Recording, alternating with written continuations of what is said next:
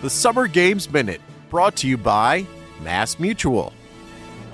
The 1896 Summer Games in Athens, Greece were the first Olympics in modern history, and as you would expect, the games were wildly different from what we see today. The swimming events were held in open water, with competitors remarking they were motivated to win just to survive the freezing cold temperatures. And winning gold wasn't quite a thing yet either. Event winners received a silver medal, an olive branch, and a diploma, but much of what was installed during the first Summer Games still does exist today, including the creation of the modern marathon and the Olympic anthem that can be heard at the opening and closing ceremonies. Mass Mutual celebrates women's sports history and understands the nuances in how women want and need to manage their finances. With quality product solutions and guidance, a Mass Mutual financial professional can help you plan for both short-term and long-term money goals. Learn more and get started at massmutual.com. The Athletic.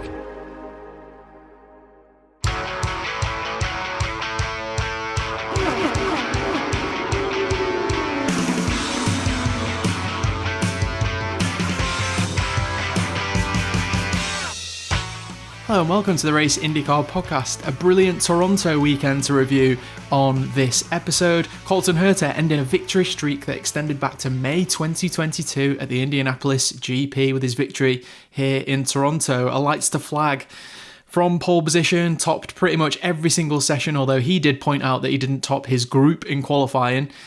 Shame on you, Colton. Despite topping every other session across the course of the weekend, a dominant victory.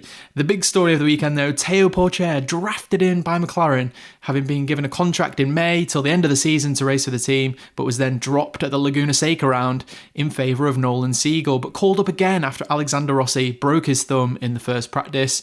It meant Theo had to fly back from Nice to Frankfurt and then to Toronto to take up Alexander Rossi's seat in the race weekend, where his first session was qualifying. He ended up finishing the weekend in 14th, so we'll definitely get into his performance on the show and what happened. We also had a massive, scary crash at the end for Pourchaire's teammate Pato O'Ward that also took out his other teammate Nolan Siegel. We'll talk about that in depth as well.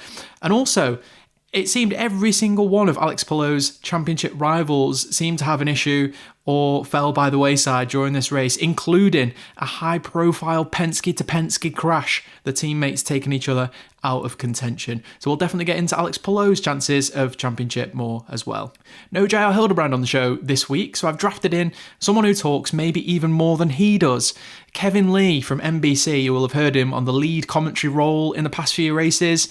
Whenever Lee Diffie isn't available, you usually hear Kevin Lee take over and lead the commentary. Otherwise, he's doing all of the interviews in the pit lane, speaking to the drivers when they get out of the car after races and things like that. You'll definitely recognise his voice. So Kevin, thanks so much for joining us on this episode of the show. Yeah, good to be with you, Jack. Tell us a little bit about how you ended up in the position you are, working for NBC. You're occasionally leading the commentary for the races and otherwise in the pits, giving us all these fantastic, memorable interviews from the drivers, when they're fresh coming out of the car and getting that raw emotion from them. What's your background and how did you end up getting into this position? And then after we've spoken about that, we'll get into Toronto a little bit more. So I would say I pride myself in versatility, and I've always said, I don't care where you put me. I just want to be put somewhere. So my background is more into play-by-play. I came into broadcasting through football, basketball, even a little bit of baseball when I was very young, and that was my original plan, but was hired to do more sideline reporting, hosting for the Indianapolis Colts and Indiana Pacers broadcasts, and then eventually started doing some play-by-play, fill in on those, and did NFL national play-by-play on radio for a little bit. And along the same time, I stumbled into motorsports and found a really good niche there. And it's been more from pit reporting, but for the last, I'm going to say it's been 8 or 9 years, I've been wherever Lee Diffie can't be, I will go. So if he can't do an IMSA race, I would do that. At one point I was doing Red Bull GRC when he wasn't available. And I think since 2016, I've done the races that he can't do. And some years there's a lot. One year when he was doing Formula One and NBC had Formula One, I had at least half the IndyCar races, half of the NBC IndyCar races. That one was when the contract was still split. And this is an Olympic year, so he's busier than other years. So yeah, I'm in the booth a little bit more. I'm fine doing either one. There's actually probably there's less work in the booth, but there's a little more big picture stuff to do. You have to be on top of everything. And if there's a longer pre-race, you're in charge of navigating that. So I enjoy play-by-play, but there's some aspects of the weekend that I miss being in the pits because I just don't have the time to have a lot of contact with people. The booth is usually sequestered from the rest of the paddock, so it's more of a challenge to get over and really talk to people. And there are a lot of people this weekend I just did not see. It's great to hear your show trackside as well with Kurt Cavan. So I definitely encourage people to go and check that out. That's a fantastic way to keep in touch with everything that's happening in the IndyCar series. So if you haven't listened to that before, go and listen to it. Kurt's actually appeared on some episodes of the Race's Bring Back V10 series. We did a Nigel Mansell episode on the Indy 500, and there's another episode that I won't spoil coming up, also on the Indy 500 that Kurt's going to be a part of. So keep your eyes out for him. Kevin, you've also got the perspective of being a racing dad as well. So I guess that gives you a kind of new oversight and picture into the whole kind of racing fraternity and how the paddock works. I guess is giving you a unique insight into that you wouldn't have had before. I always felt like I've always been interested in the business of motorsport and have felt like I've had a pretty good grasp on that for the last 15 years or so. Mm-hmm. But when you start negotiating deals and understanding how it works, you never stop learning. There's still plenty more to learn. But yeah, I have a very different perspective over the last 5 years or so. My son won the Team USA scholarship, and we made a go at it with no money, no family money. It was all partner and sponsor driven. And he did a couple of seasons in USF 2000. We always ran out of money before the end, and there was always a big crash. And then he did last year half the season in USF Pro 2000. That was doing pretty well, but ran out of money. And then this year we just decided, come on, let's be honest. Even if you win the championship, you've still got to raise $400,000, which is the most that we've raised to go to the next level to do Indy Lights, Indy Next. So he shifted to sports cars. There are more opportunities there. The opportunity to maybe coach, he's doing some of that. So that's been really exciting. He's still involved in that. And you'll probably hear me cringe more than most broadcasters when there's a crash, especially when I'm calling the Indy Next races. Most of the IndyCar drivers, some are, but most are not responsible for crash damage. Yeah. But in Indy Next, they are. So I'm kind of calculating in my mind, oh, man, I know they don't have the money for that. I'm so sorry. It's really cool. I think there's maybe an undertone of sometimes where commentators have obviously worked their way up through specific training to be commentators, and they've come to their roles through that specific training, and maybe don't have as much of that. Obviously, you get a grasp of the paddock and how it works, and you understand the kind of zoomed out nature of it. But when you have a son doing it every day, and you're such a big part of their career, it must give you such a brilliant sort of aspect just into the day-to-day work that you do on the commentary as well. And yeah, I guess let's get into it. Toronto was an interesting one, and I guess the big story for a lot of people was Theo Pourchaire coming back to McLaren after having been dropped. He was told in May that he would be the full-time driver for the rest of the season, and then he was replaced just before Laguna Seca with Nolan Siegel. And after Alexander Rossi broke his thumb in practice, Tony Kanaan got on the phone and brought Theo Pourchaire over from Nice. So he had to go from Nice to Frankfurt, and then Frankfurt to Toronto, and he arrived around an hour before practice with no practice time. Sorry, an hour before qualifying without any practice time. Interesting that the steering wheel is different on Alexander Rossi's car, and also the hybrids come in, so that's complicated things a little bit for Theo, as much as not having any experience of the Toronto track and a couple of hours of watching some onboard and reading through the sort of pre-race engineering notes that do their rounds before the race weekend. Kevin, what was it like down on the ground in the paddock when all of this was kind of unfolding? I think a lot of people assumed that Tony Kanaan would be the guy who would take over that car initially, and just because of the amount of time that was split between the practice and then practice coming up the next day and then qualifying, and then to hear that Theo, of all people, the person who'd been dropped by the team beforehand, that must have sent some ripples through the paddock and been a really interesting story to cover especially on the broadcast as well.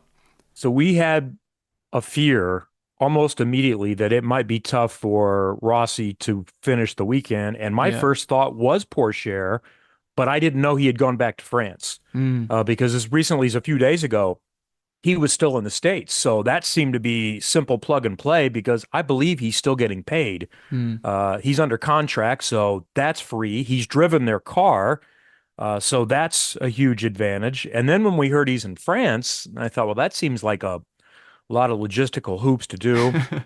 So Oliver Askew started making some sense. I know it's been 2-3 years since Oliver has driven an IndyCar, but he would have been fine, and he's worked with that team before. But Pourchaire is someone that's very well regarded. And I think there was also something to, kind of tamp down the report that came out and show that, no, we do still have some plans for him in the future. We're still trying to help him as much as we can. And what if it does become longer than just one race? Pourchaire maybe is an option, maybe not, because you've got mostly ovals coming up, and I'd be calling Connor Daly or someone else if I needed to fill in for ovals, because Pourchaire has not done that yet.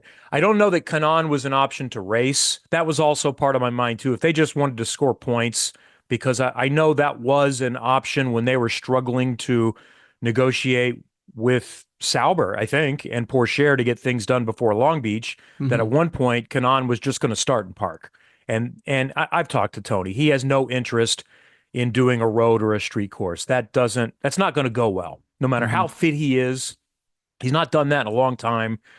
James Hinchcliffe isn't capable of doing that, on no notice. You give him a week or two, yes, he could. Not very many people are to do anything than finish in the 20s. So Pourchaire did make the most sense once they worked out a plan to get it done. But then you can see, he's still struggling on pace. That's how hard that is. When you come in cold like that on a weekend, not properly prepared, all you're trying to do is bring it home. And then when half the field crashes, you can finish in the top 15, which is what he did.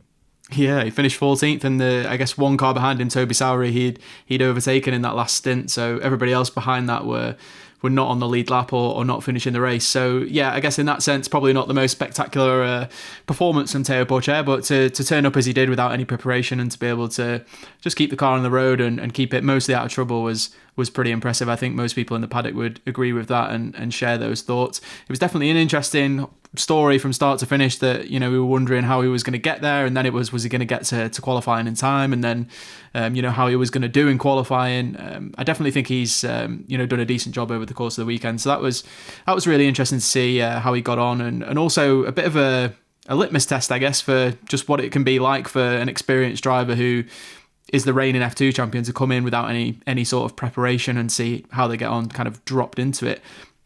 I also think it's interesting from the context of teams not having reserve drivers in IndyCar, which is something that Formula One teams are extremely used to, having reserve drivers. And I've written something about that for the-race.com. You can go and check out when that comes out. Basically asking, I understand why IndyCar teams don't have reserve drivers, because there's so few opportunities that you actually need to drop someone in. And obviously it's an added cost as well. And you need these, for the same reasons that you were discussing about Tony Kanaan, you need someone who's match fit to be able to come in and step into these seats. You can't just have someone who's been sat on the sideline all season. But I do think there's some ways around having some shared reserve drivers that could make things a little bit easier for IndyCar teams. I won't give too much away. You can go and read that on the-race.com.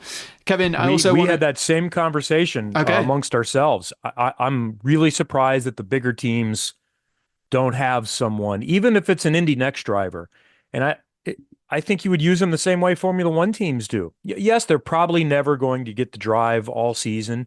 It potentially could be a source of revenue. That's the way it works in Formula One, is that young drivers pay to wear a golf shirt and say that they're a reserve driver. So you could even go that path with certain teams, even if you don't pay. I'm sure you can work out a deal where it's pretty much expenses covered. And then what you have is an extra host for your sponsors. Someone who has driven a race car, probably driven at that track, and that maybe lightens the load a little bit on your active drivers for the weekend. That's what McLaren has been brilliant about with Kanaan. He's doing everything. He really is the sporting director.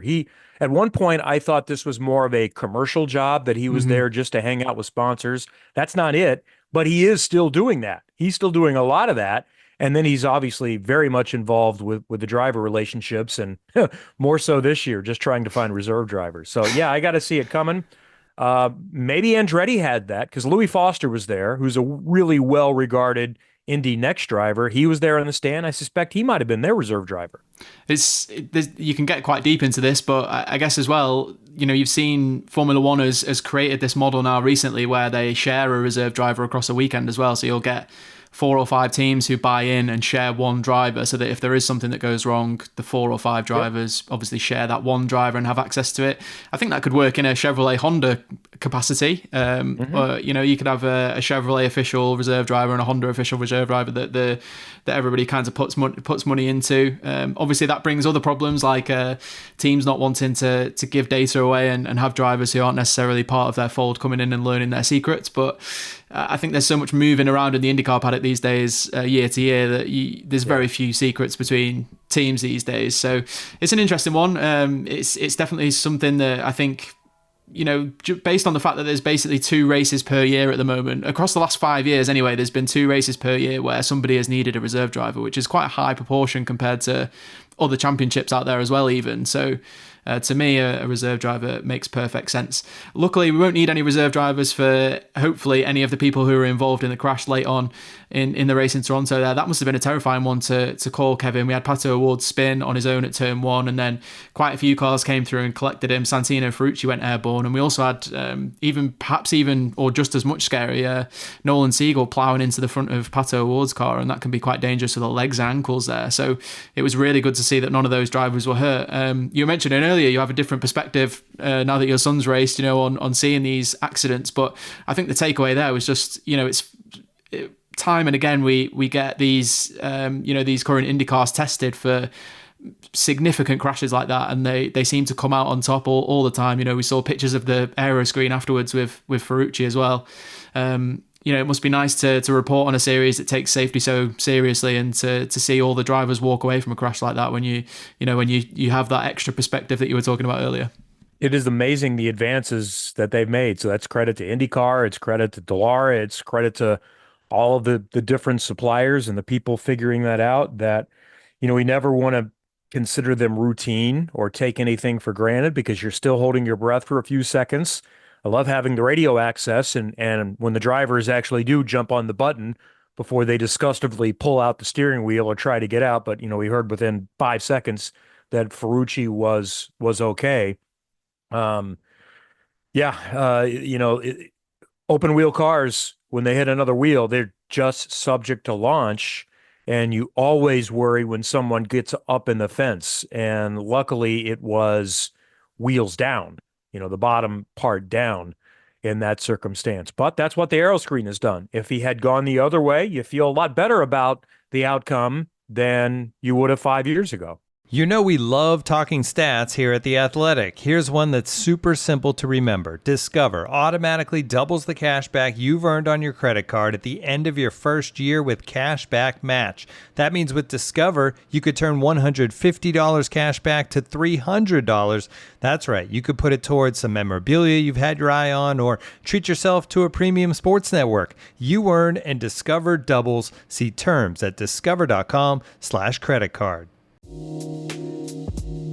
We'll get back to the pod in a moment, but first of all, let me tell you about Grammarly. Email, Google Docs, Slack, you write across multiple platforms and places during your workday, so delivering consistent, high-quality communication everywhere is key. Grammarly is an AI writing partner that helps you get work done faster with high-quality writing for better projects, proposals, presentations, and more. Best of all, Grammarly works where you work, so you can get more done no matter what tools you use. As a journalist and podcast host, I'm constantly writing and rewriting copy and drawing up scripts. It's part of the job, and Grammarly helps make it faster. It's got some really cool features like tone suggestions to help you strike the right balance between direct and friendly in work emails. Plus, Grammarly has a ton of other great features like advanced spelling, grammar, punctuation, and conciseness suggestions to ensure your writing is professional, mistake-free, and clear. Get AI writing support that works where you work. Sign up and download for free at grammarly.com/podcast. That's grammarly.com/podcast. Easier said, done.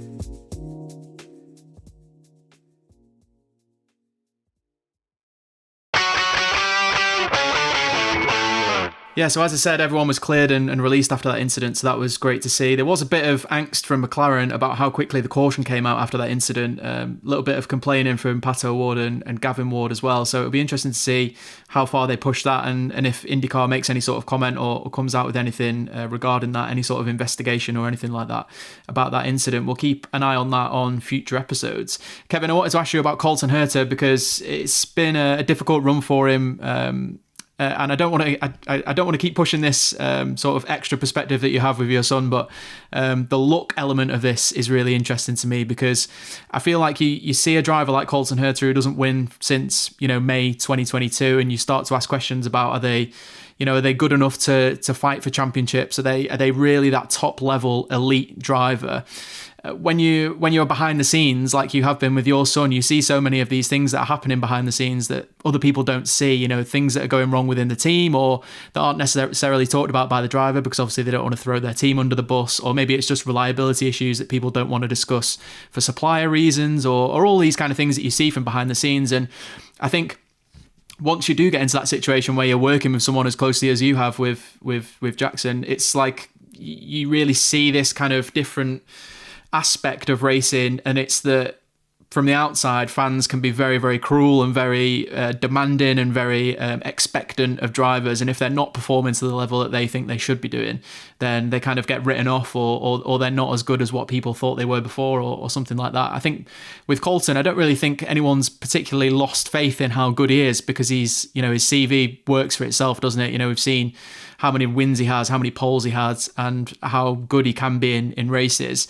It must have just been, for him, as we saw after the race there, it was just seemed like a release for him to be able to get that win. It's been a really interesting period for him, hasn't it? And I feel like he's answered some questions with that win and maybe quietened some of the talk over, quite how good he is, basically.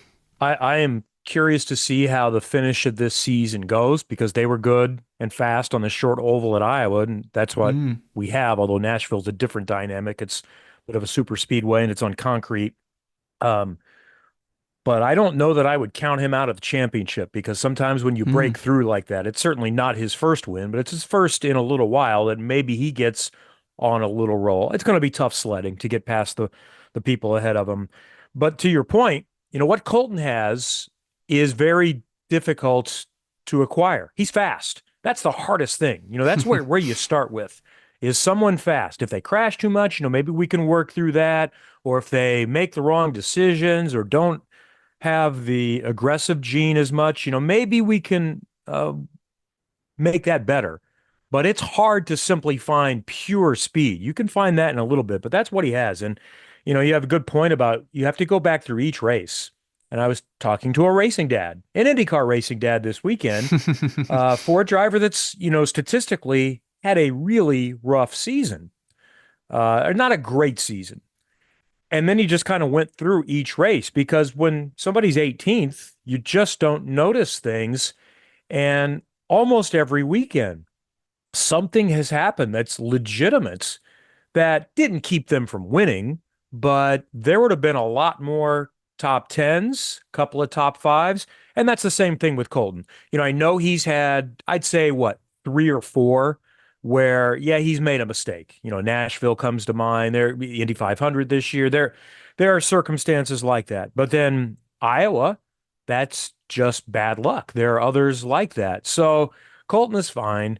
He's 24 years old and he's got 8 wins. Colton Herta is fine. He's got a long career ahead of him and he's going to compete for championships and win a lot of races. His resume is incredible. And I think probably one of his biggest problems is that he doesn't have a teammate who has been on the level that he has been on for his whole career to really get that kind of back-to-back as to how well he's been doing and how many of the problems he's had over the years have been team-related or working with the team. With Alex Palou, we have Scott Dixon. We just have that immediate long-term benchmark to know where the team should be at and what it should be doing. And I feel like with Colton, obviously he's having that a bit more now with Kyle Kirkwood coming to the fore and being so good over the past 2 seasons. But it's his career as a whole has been a bit more difficult to analyse in that sense because I don't think he's always had someone on his level at the same time. Plus, As you mentioned, you can go through every single race and pick out things that happen to these drivers, and it does feel like I don't want to talk about luck, because I know some people don't believe in it, some people do, and all that kind of stuff, but there's definitely some things that haven't gone Colton's way over the past few years. The other big storyline from the race was pretty much all of Alex Palou's rivals having some sort of issue across the race. Scott Dixon, outside of that, he was able to finish third, jumped up the order massively, and did that through a big overcut. Really nice strategy from that team, as we come to expect. But behind him, Alex Palou, he did the opposite. He had an undercut in the last stop to really jump up the order and beat a load of people he couldn't overtake on track and was kind of stuck behind. Another interesting race for Alex Palou. He had Scott McLaughlin and Will Power clashing late on and taking themselves out of contention, which was a huge deal for Alex and his points. And obviously Pato O'Ward having that late crash that we've already discussed as well. Kevin, where's your kind of inkling at in terms of trying to decide where this championship's going to go? It's so difficult, isn't it? Because we've got Dixon, who has done all of the races before and has at least some of a little bit of experience of these tracks. Obviously the car's different, the tyres different, all that kind of stuff. It's not going to be like Scott Dixon's going to turn up and win the race just because he's raced there before. It's not as simple as that, but I'm sure it'll be a help. And the same for Will Power as well. But we've also got some really interesting drivers in the mix there who could do well on the short ovals. And we spoke to Pato O'Ward a few weeks ago, and he said if the pace is the same at Milwaukee as it was in the test, then Penske will lap everybody twice in the race. So we definitely shouldn't rule out Will Power at this point either. Where's your kind of feeling about all of this and where it's at the moment, and who might be the one who comes to the fore here? So on television broadcasts, our job is to try to keep the audience tuned in and give them a reason to watch this week and next week and so on. So I think my answer there is it's wide open. You've got 4 ovals remaining. You've got the Penske category with Power still very much in the mix. You've got the second winningest driver of all time in Scott Dixon. You've got Herta, who I mentioned, on a little bit of a charge. But I'll be shocked if Alex Palou doesn't win the championship. This was an opportunity this weekend. He starts 18th, and at one point, Power is 24 points as they run off. Pato is, in the 40s. And here we are. Palou is up by 49 points on Power. Dixon 53 back, Herta 57 back. Pato 74 back is too far. If he was second and 74 back, I'd give him a lot better chance. But that means not only does Palou have to have at least 2 DNFs, probably a couple of mediocre finishes, mid-pack, and so forth beyond that to give him a chance, but Will Power, Scott Dixon, Colton Herta all have to stumble. And that's a half a race difference just between those two. It's going to be really difficult because I know Palou hasn't won an oval race, but it's not like he's bad. He's good. Mm-hmm. He's just not Joseph Newgarden. And that's the reason why he hasn't won an oval race so far, because Joseph Newgarden wins almost all of them. And he was in position. He was quick enough to win both of the races at Iowa. Yeah. He was running up front. I have said he'll win an oval race before this year is over. I don't know that he will, because he's so smart and because he doesn't have to. He just needs to finish races. So I think you're probably going to see a lot of top 4s, top 5s, because that's all it's going to take for Palou to win another championship. Yeah, it's hard to disagree with you, Kevin. The order is so spread out. We've got so many uncertainties with this calendar. It might be a bit easier if we'd been to all of these places before and have kind of recent relevant data for them all, but we just don't. There's so much uncertainty. Do you think it's a lot of this is because we haven't really seen one person kind of come to the fore here to challenge Alex Palou? I feel like maybe in 2021 as well, to a certain extent. I mean, he had Newgarden then, but last year as well, we didn't really see sort of one person come out on top, and it's like 4 or 5 drivers who are squabbling for points and taking points off each other, and Alex Palou's just kind of turning up and delivering the points each week. There's no one person maximizing the points there, and it's just allowed Alex Palou that little bit of breathing room to make an error and then still have this huge gap afterwards. You got 5 drivers with 2 wins. Yeah. And a 6th who has taken the checkers first 2 times. Joseph Newgarden is credited with the win, the Indy 500, and crushed everyone at St. Petersburg before he was DQ'd. So yeah, that no one has been able to, and then everyone has had at least a couple of really bad results. Kyle Kirkwood was shocked when I told him he still had the best worst finish after he 16th. was collected at the end of the Iowa race, 16th. Now, it's not out of the ordinary. It's very rare for someone to go through the entire season finishing every lap. And now we're down to none because Pato O'Ward was the last to do that. I remember it was a big deal when Kanaan did that in his 04 championship, that he finished every race, and I think he was like top 8 in every race. Now, also, there was not the depth anywhere close to it. That was back in the day where I don't remember the car count that year, but it fluctuated in the Indy Racing League between 18 and 22, where if you were decent and you finished 8th or 9th, you really felt like you didn't have a very good day. It was top 5s is how it was measured if you were a championship contender. Now it's top 10 really is a pretty decent day. And top 15 is not an awful day. And I remember Pagenaud finished every lap a few years ago. It's happened several times, but not going to happen this year. And yeah, that's what's going for Palou, is that everyone has had too many bad days. That's why, Townsend started talking about best, worst finish. It really does matter. Yeah, for sure. It's an easy category to go back and look at as well. It almost always ties up with who ends up being the champion, or at least a big impact on everybody's season. So it's always a good stat to go and look at. Good advice there. I like that you mentioned about Alex Palou's Toronto last year on the broadcast as well, when he started 15th last year and had that wing cut sort of falling off and held on by a sticker, didn't he? And it was just it's just hilarious at this point that, he continues to do this kind of thing. Even worse off this time, 18th, and managed to bring it all the way up to 4th. So I think whatever happens, we can talk about all of his contenders as much as we want, but he'll be a worthy champion if he brings this one home again. So we'll definitely keep an eye out for the last 5 races to see how this is all going to play out. It's going to be very interesting, and I think it's set up in just about the most perfect way you could possibly draw this up for a TV situation there, Kevin, because you've got Palou, who hasn't won on an oval, with 4 of the 5 of the last races being on ovals.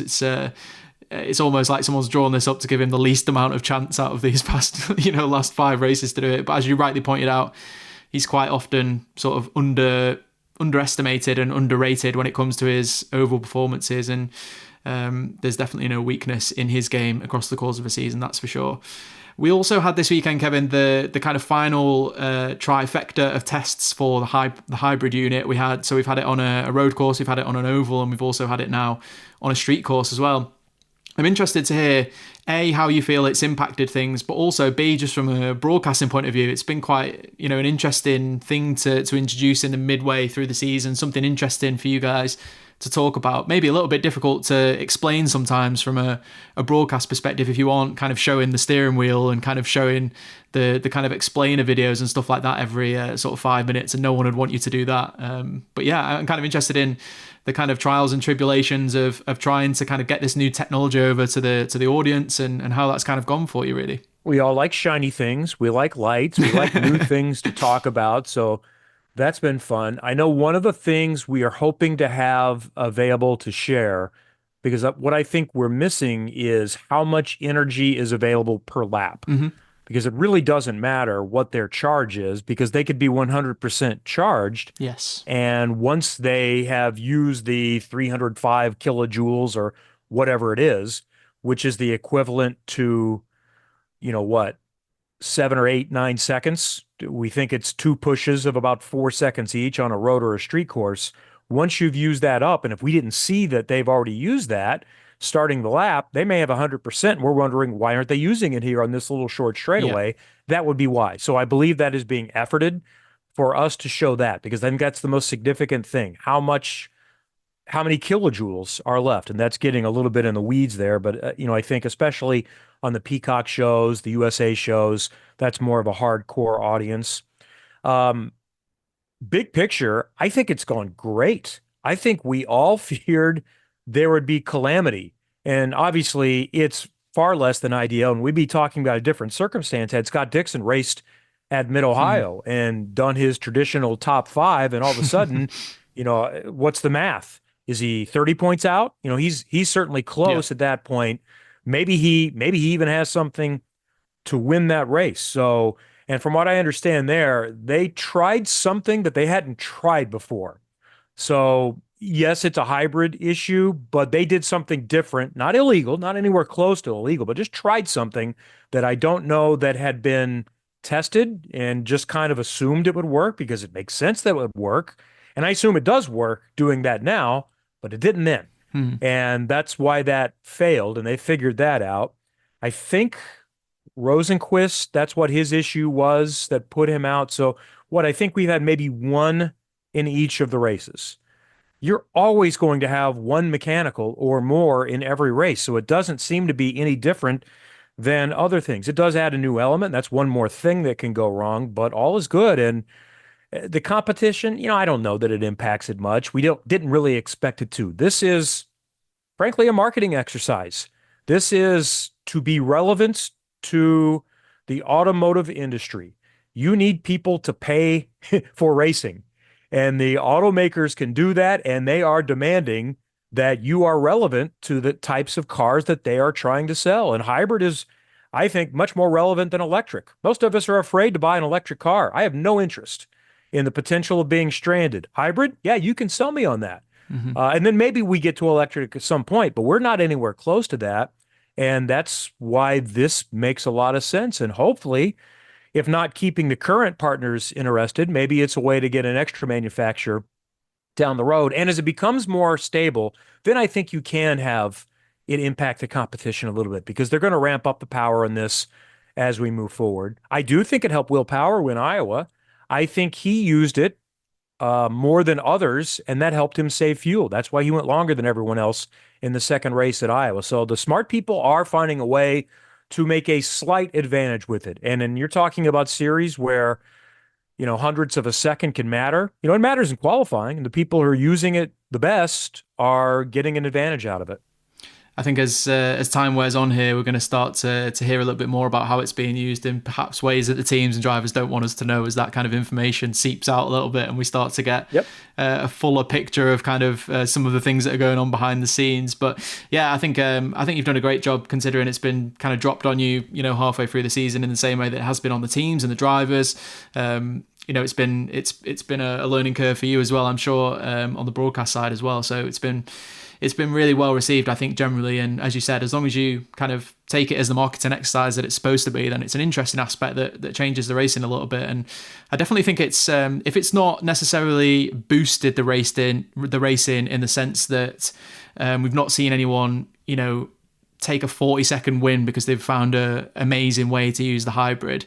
I definitely feel like it's caused some issues for people, and people haven't used it quite correctly at times, and it has sort of, maybe in an attritional way, mix things up as much as in a massive boost kind of way. And I think that was expected because of the amount of power that it adds is not, enormous. And as you said, you can only use it sort of two times-ish a lap on a road and street course. So I definitely think we'll start to hear more about this as the season goes on. I think the other problem has been that we're just in the middle of a 3-race stretch here that must have been really difficult for you and the team behind the scenes for you as well, as much as it has been for the mechanics and the crew guys working through 3 races in a row and trying to just survive, tread water and get through those race weekends. I'm sure the teams have got a lot of analysis that they want to do and a lot of looking into some of the things that they've done well and some of the things that they've done badly, and just haven't had the time to actually get into all of that and really process it. So that's going to be an interesting thing to see. Was there anything else at Toronto that jumped out to you, Kevin, that we haven't talked about? I feel like it was a really interesting race that kind of, I think we spent a lot of the time watching, Colton and Kyle kind of tread water at the front of the field there, and we just got that kind of, that late race caution just kind of threatened to offer Colton some bad luck that we've seen so much for him, and he was able to come out on top and deliver. And I feel like Dixon's march was thwarted a little bit by that caution for Kiffin Simpson, because he'd erased like almost a 4-second deficit to Kyle to be right on the front there. But yeah, I'm interested if there's anything else you picked out. A little bit more different strategies mixed up a little bit. It's such an easy 2-stopper. It's such a big window. So that does open up the chance to try something different. Had you got a caution at a different time, that would have been unfortunate. That would have been one of those where I would have felt really bad if someone that dominated the entire weekend like that. It probably didn't help our entertainment that he had a wingman the entire time. Kirkwood knew that Andretti needed a win. And this is one of those times where I think Kyle Kirkwood felt like he won the race. He did his job. He did what he set out to do, which in reality was second unless Colton made a mistake. He was going to be there to pounce. If they would have had a problem in the pits, he would have passed them, but the team had not won all season. And Kyle has a long-term relationship with the team. Kyle and Colton are set. They're there for multiple years. Not very many people can say that. Everyone has a team option on their contract. Those guys don't. They're locked in. So that makes it a lot easier to simply say, yeah, I've won a couple of races before. It's not like he had never won. So I'm going to be content to ride behind my teammate, be a good teammate, and hopefully at some point now, if Kirkwood wins the pole the next time and Herta's behind him, maybe they're more content to work together a little bit. The other thing I thought was I felt like there were more people there than there were last year. I think the event continues to rise. I had a great crowd for the practice on Friday afternoon. There's not a ton of seats there. I know that, but they were all full on Sunday. It just has a good vibe to it. It's a fun event. It was amazing last year. I remember thinking that I don't think any more people could get in here. So it's interesting that you say that you feel like it was even better attended this year, and probably a reflection of how popular that race has been in recent years. So that's good, and we'll hope we'll see that in the future. Kevin, thanks so much for giving us so much of your time to chat about Toronto. Tell people where they can find you on social, and also where they can find Trackside as well, because I definitely recommend people go and listen to that. Kevin Lee 23 on X or Twitter, and I probably should start posting more on Instagram, but the same there. And then I usually post a link to the radio. It's a live radio show in Indianapolis on 107.5 The Fan. But I'll post a link on the website. It's made into a podcast, and it's every Tuesday night from 7 until 9 Eastern until we get into basketball season. And then we shift around Pacers games. Awesome. Kevin, thanks so much for your time. Really appreciate it. Yeah, thanks, Jack. That's all for this week's episode of the Race IndyCar Podcast. We'll be back soon with another episode. We have a big break now until Gateway, which doesn't happen until mid-August, but we'll be back with some interview episodes to keep you going, keep your IndyCar fix going in this gap.